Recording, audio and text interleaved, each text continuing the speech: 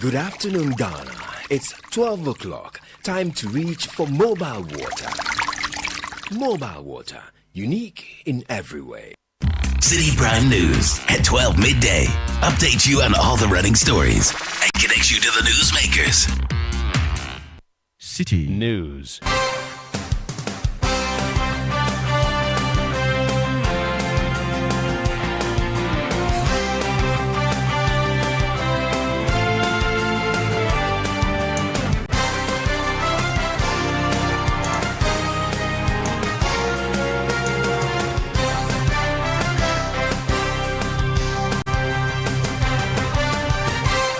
It's midday. A very good afternoon to you and welcome to the Citi Prime News on 97.3 Citi FM. We are live from our studios at number 11 Dr. Martin Loop in Adabraka, Accra. The news is also live around the world on citinewsroom.com. I am Hawa Idrisu Mustafa. Coming up, Ghana marks 10 years after deadly flood and fire disaster in Accra that claimed over 150 lives.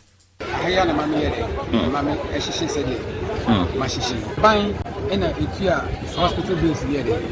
Eddie May,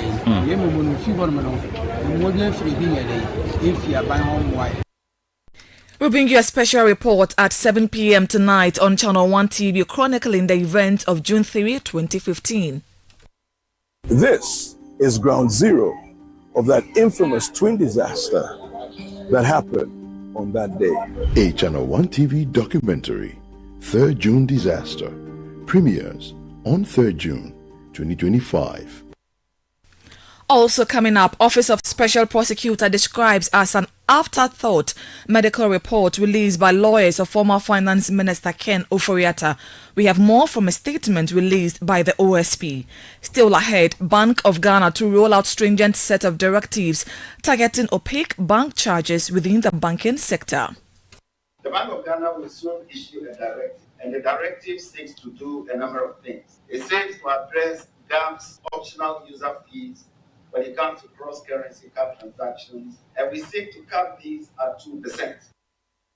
And later, Education Minister tasks Ghana Tertiary Education Commission to develop a comprehensive blueprint for the establishment of polytechnics in every region. The government will tinker to see if we can have a polytechnic in each of the 16 regions of Ghana. All that and more on Citi Prime News, which is live on all affiliates across the 16 regions of the country. Western region, we are live on Beach FM 105.5 and Sky Power FM 93.5, both in Takrade. Bono region, Greener FM 95.9 in Sunyain. Ashanti region, Adrenpa FM 99.9 in Nkawie. Volta region, we are live on Heritage FM 107.3 in Hohoi, Freedom FM 88.1 in Soga Kope. Northern region, we are live on Radio Gaki 88.3 in Saboba. Upper East, we are live on Quality FM 88.7 in Garu. And Northeast region, we are live on Nobia FM 98.1 in Nalerigo. Citi Prime News at 12 midday. Update you on all the running stories and connect you to the newsmakers. Grateful for choosing us. Now, the Office of the Special Prosecutor has dismissed the medical report released by lawyers for former Finance Minister Ken Ofori-Atta, describing it as an afterthought. This comes after the submission of a letter from the Mayo Clinic, where Mr. Ofori-Atta is reportedly receiving treatment detailing his health condition amid ongoing investigations. The report, which was also shared with sections of the media, revealed that the former Finance Minister has been diagnosed with prostate cancer and is scheduled to undergo surgery on June 13, 2025. However, the Office of the Special Prosecutor has questioned the timing and authenticity of the disclosure, criticizing the decision to publicize the document through the media rather than submitting it formally to the office. Here, except of the statement read by my colleague Charles Owusu-Kumi. The Office of the Special Prosecutor has become aware of a publication on online media purporting to be a letter from a hospital containing alleged medical report on Mr. Kenneth Ofori-Atta. We wish to place on record that neither Mr. Ofori-Atta nor his lawyers have submitted any such letter to the OSP. The only correspondence received from his legal representatives is a letter notifying the OSP of a change in his medical condition and on their say-so. It is notable that this alleged hospital letter has been circulated through the media rather than submitted to the law enforcement agency actively investigating him and responsible for decisions regarding his return to Ghana. To date, no certified medical records or official documents from any hospital authority has been submitted to the OSP indicating that Mr. Ofori-Atta is incapacitated or unable to travel to Ghana. Those were excerpts of a statement released by the Office of the Special Prosecutor dismissing the medical report released by lawyers for former Finance Minister Ken Ofori-Atta. Meanwhile, a former Member of Parliament for Anya-Soutum, Dixon Adomako-Kisi, has expressed concern about possible human rights violations against former Finance Minister Ken Ofori-Atta should he return to the country. Ken Ofori-Atta was declared wanted for the second time by the OSP after failing to appear before it yesterday.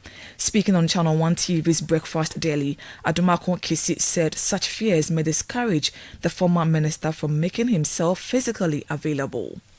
Based on the immediate past history of how government appointees of the past government or people affiliated to the past government have been handled.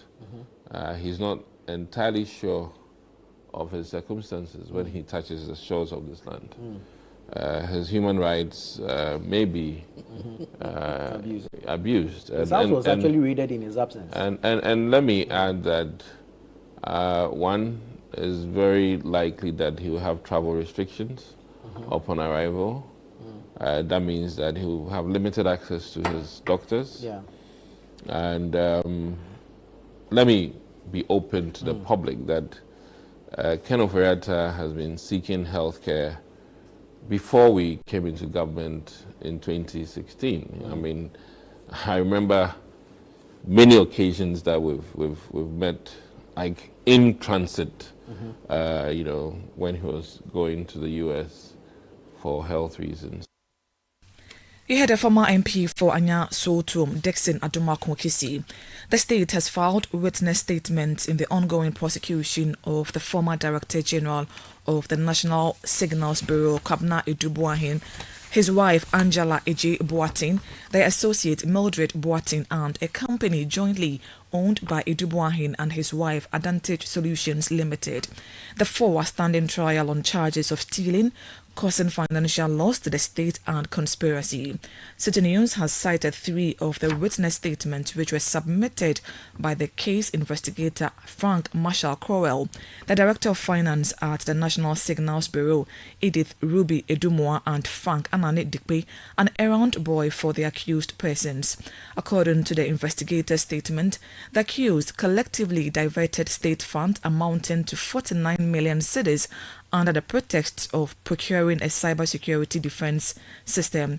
In a statement, the Director of Finance, Edith Ruby Edumwa, alleged that her former boss, Kwabena Edu-Boahen, was involved in a series of suspicious transactions corresponding to the amount allegedly misappropriated.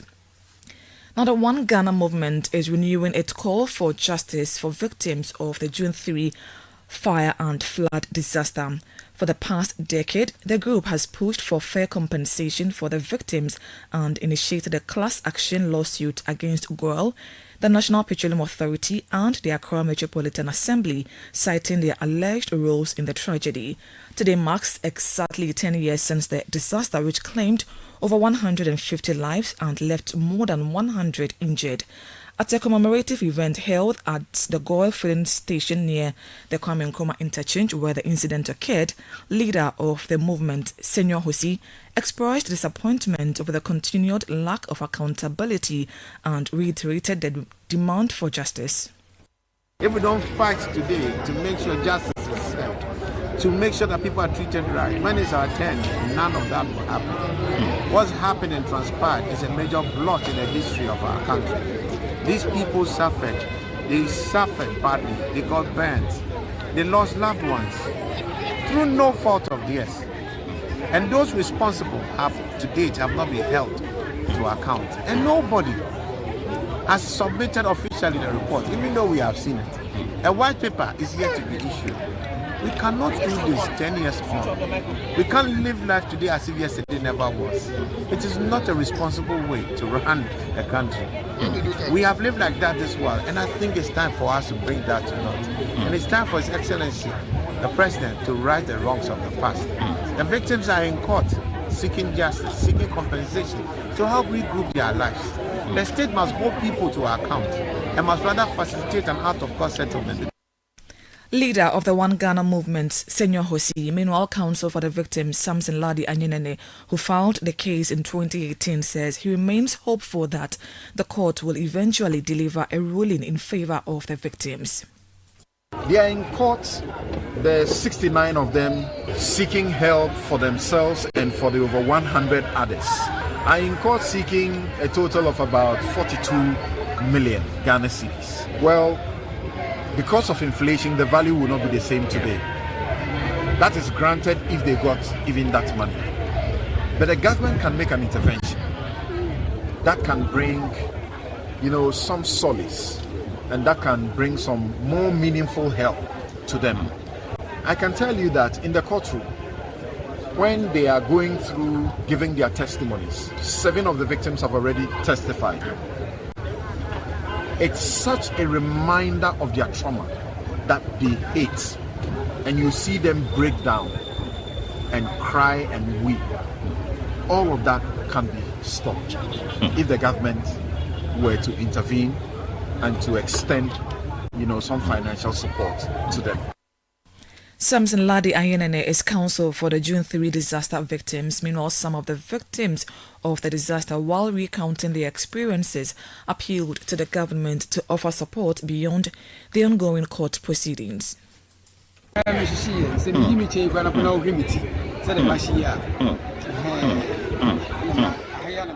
I sustained burns on my face, hair and neck on June 3. Although the government covered our hospital bills after the incident, we have not received any further support. We are appealing to the government to step in and offer us some form of assistance.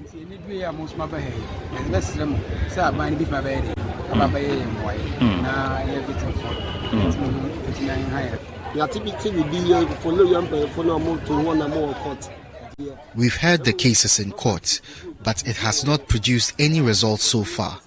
The government has yet to intervene on our behalf.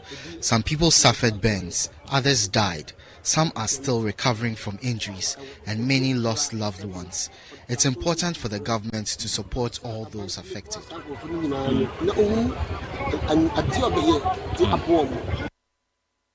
Those are some victims of the June 3 disaster. Now, to mark the 10th anniversary of the June 3 disaster, Channel 1 TV will present a documentary titled June 3 Disaster, premiering today at 7 p.m. only on Channel 1 TV.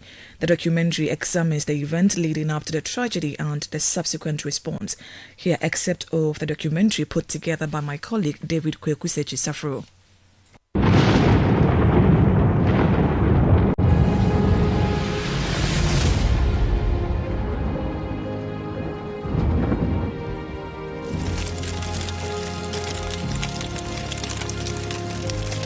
Years ago, on the 3rd of June 2015, on this very ground I'm standing on,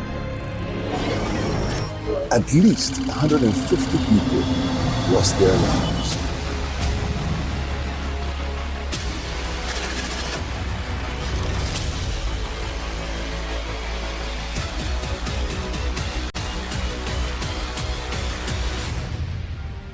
We had a call that Honorable, there's fire somewhere. I went upstairs to my house and I raised my head and I realized, hey, I see the whole of the Baka is burning. On that day, there were like 2 explosions. The thing that caught my mind, and then we were already reporting on the floods. There was that situation around, so people were calling in, and then the sky was anchoring and all that. Then I heard the first blast. It was just like within a twinkle of an eye, fire traveling from some place, then the blast came. This is ground zero of that infamous twin disaster that happened on that day. A Channel 1 TV documentary, 3rd June Disaster, premieres on 3rd June 2025 at 7 p.m. only on Channel 1 TV. Those were excerpts of a documentary put together by my colleague David Kweku Sechi Safaro on the June 3 disaster. The full documentary will air tonight at 7 on Channel 1 TV. Please do make a date with us. This is still the Citi Prime News on 97.3 Citi FM. Still to come, Bank of Ghana to roll out stringent set of directives targeting opaque bank charges within the banking sector. Details coming up shortly. Please stay with us. Citi Prime News at 12 midday. Update you on all the running stories and connect you to the newsmakers.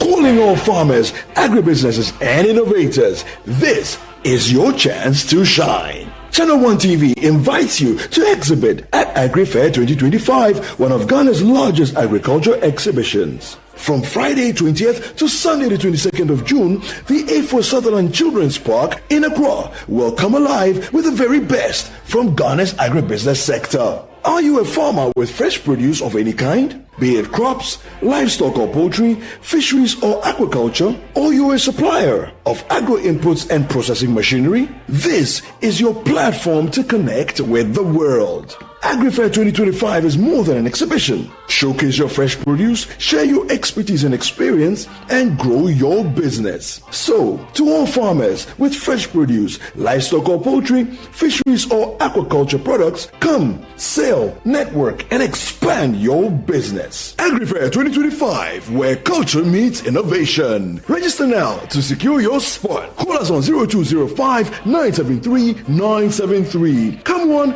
come all. Enjoy the freshest farm produce at unbeatable prices. And treat yourself to sizzling kebabs made from beef, mutton, pork, chicken, and more. Great taste, great value. Don't miss out. The AgriFair 2025 is powered by Channel 1 TV with support from 97.3 Citi FM and is proudly sponsored by Exim Bank, Legacy Crop Improvement Center, and Development Bank Ghana.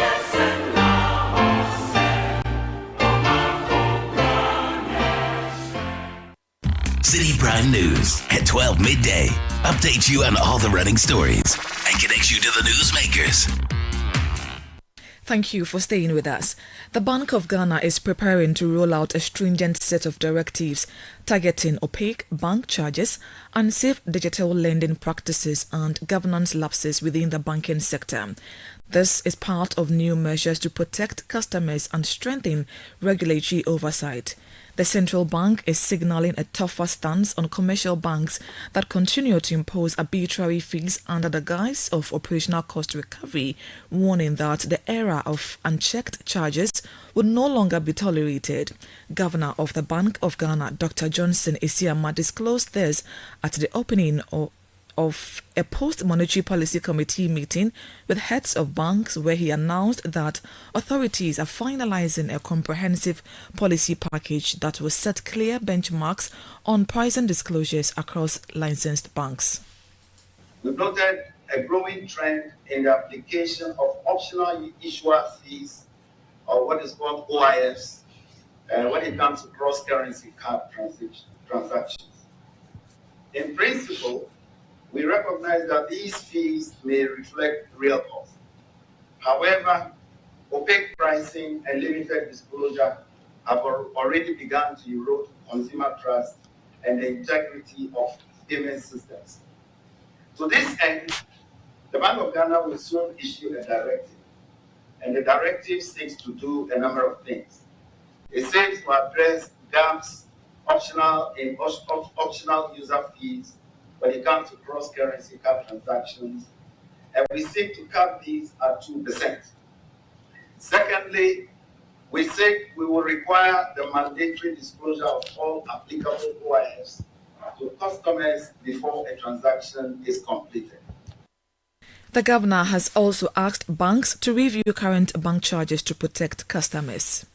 The guidelines will set rules around, for example, licensing and authorization, but also disclosure and interest rate transparency issues about data protection and customer privacy, and finally, ethical recovery and collection practices. Our goal in this is twofold. We want to protect borrowers, especially the most vulnerable, from exploitation. And secondly, we want to enable responsible, well-regulated digital lenders, including banks and their fintech partners lenders, to be able to thrive. If your institution, colleagues, is active in digital lending, whether directly or through third parties, colleagues, now is the time to review your models and prepare for compliance. Dr. Johnson Esiama is governor of the Bank of Ghana. The Minister of Education, Haruna Idrisu, has tasked the Ghana Tertiary Education Commission, GTEC, to develop a comprehensive blueprint for the establishment of polytechnics in every region. He explained that the proposed regional polytechnics will serve as transitional institutions equipping students with practical skills needed for the job market. The minister gave the directive at the commissioning of GTEC's Dr. Paul Ifa Conference Hall.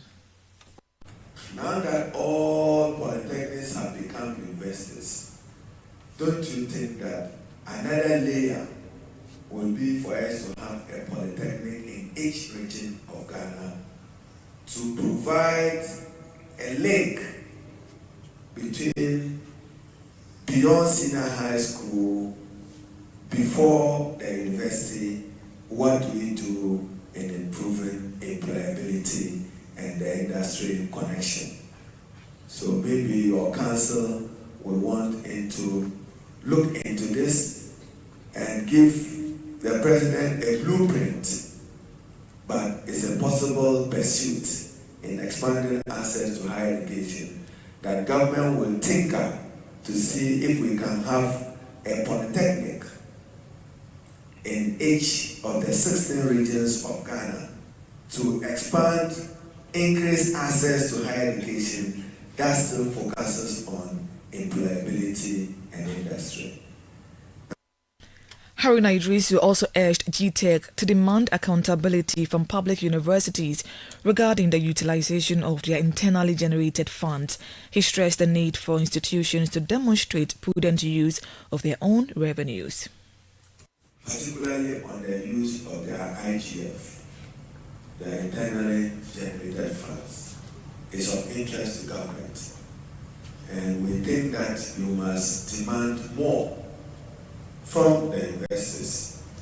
We must shine the light on the investors' utilization of their IGF and how that benefits expanded access to quality higher education, particularly the provision of residential halls and, more importantly, lecture theaters. You'll be surprised at why the investors are crying that we don't have money. Some of them may have money sitting in their accounts of monies that may just be enough to build a hostel. Yet the investor says we don't have money. There is sufficient money sitting in a bank account in the name of the investor, which could be invested in a hostel or lecture theater facility. Government remains committed to providing free higher education. That was the Education Minister Haruna Idrisu. Students and lecturers at the Fred Newton Binka School of Public Health under the University of Health and Allied Sciences are appealing to the government to urgently complete the school's permanent campus at Fodome in the Volta region. They say the current facilities are small and inadequate, leading to overcrowded lecture halls and poor learning conditions.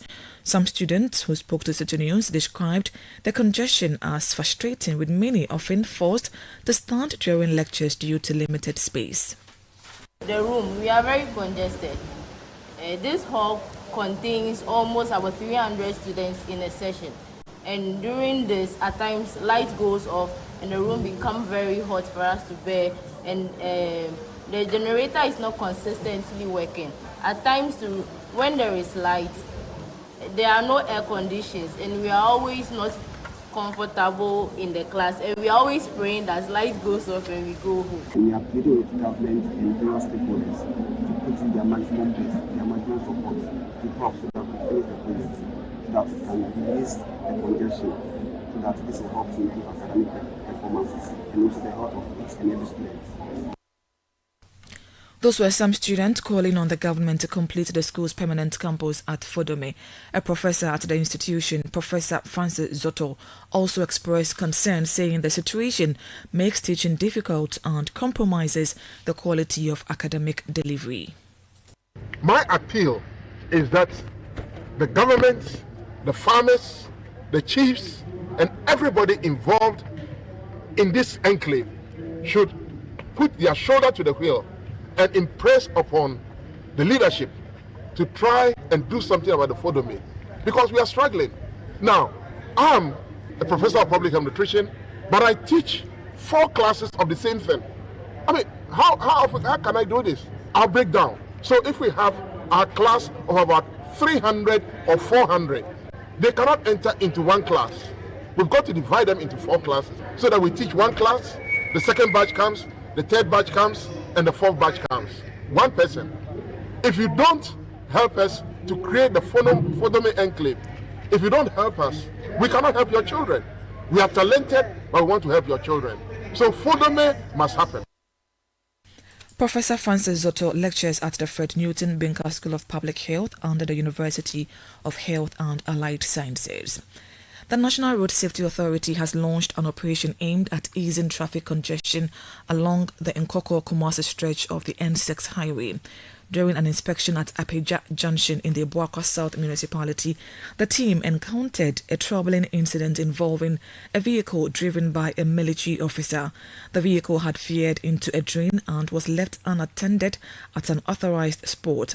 The driver had reportedly stepped away to attend to a personal matter, leaving a mother and child inside the vehicle.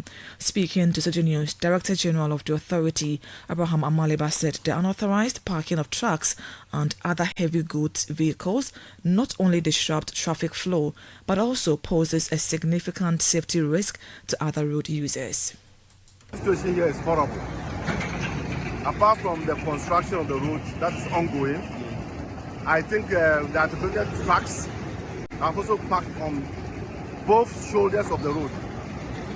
That narrows down the road into a single lane. And so vehicles coming from Kumasi and Accra will have to meander their way and be able to move. I've just spoken to the drivers of the articulated trucks not to be parking here, but I have a meeting with the Boakwa South, I think this is Boakwa South Assembly. They wrote back to me expressing their readiness to clear here. Articulated trucks, some alternative parking lots. By so doing, they will clear the road and then the road can be free. This is the main road that links the 2 cities of Ghana, major cities of Ghana together. That's the major roads being entangled by this indiscipline, and I think that we have to ensure that they move away from here. Director General of the National Road Safety Authority, Abraham Amaliba, the Rotational Nurses and Midwives Association of Ghana has temporarily suspended their planned nationwide strike over their outstanding allowances. The association announced plans to embark on a strike starting June 2 in protest against the government's failure to pay 12 months of outstanding allowances. According to the association, the Ministry of Health has assured members of due payment by end of June, thus informing their decision to call off the strike. Speaking to Citi News, President of the association, Ebenezer Boateng, said he is optimistic that financial clearance will be issued promptly to ensure timely payments of all outstanding arrears. Last week, a week today, concerning our strike action, the strike action we planned, the Ministry of Health called us for a dialogue. We went there and we had an agreement, and in the agreement we gave them a month ultimatum for them to release our clearance. So we are expecting it within this month, and because they are a new administration with new leadership, we had to oblige and then give them that time to ensure that they release our clearance. So based on that, we have temporarily suspended our strike action, which would have started today. So we are hopeful and we believe in the assurances they gave us, and we know that before the end of June, they will release our financial clearance. President of the Rotational Nurses and Midwives Association of Ghana, Ebenezer Boateng. And that's it for today's edition of the Citi Prime News, which has been live from our studios in Adabraka in Accra. Please log on to citinewsroom.com for more stories. I am Hawa Idrisu Mustafa. Many thanks for your company.